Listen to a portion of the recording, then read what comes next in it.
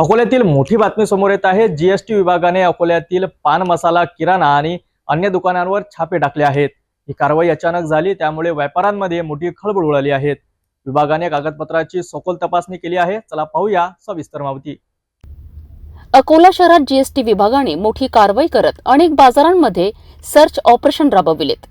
विशेषतः पान मसाला, सुपारी, किराणा आणि गोदाम असलेल्या दुकानांवर छापे टाकण्यात आले।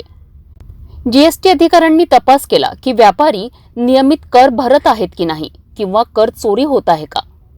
या कारवाई दरम्यान अलंकार मार्केट, किराणा बाजार आणि भाजी बाजारातील अनेक दुकाने झडतीसाठी निवडली गेली।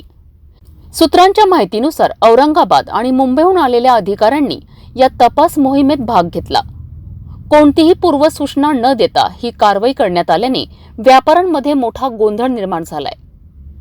जरी ही एक नियमित तपासणी असल्याचे सांगितले जात आहे, तरीही जीएसटी विभाग हे सुनिश्चित करत आहे की कुठेही मोठ्या प्रमाणात कर चोरी होत नाही। या छाप्यामुळे व्यापाऱ्यांमध्ये मोठी चर्चा सुरू झाली असून अनेक दुकानांच्या कागदपत्रांची कसून तपासणी केली जात आहे। तर ही होती अकोल्यातील एक मोठी घडामोडी, जिथे जीएसटी विभागाने अचानक छापा मारून व्यापाऱ्यांचे कागदपत्र तपासले। कर चोरी झाली आहे का हे शोधण्याचे काम सध्या सुरू आहे। पुढील अपडेटसाठी पाहत रहा सिटी न्यूज।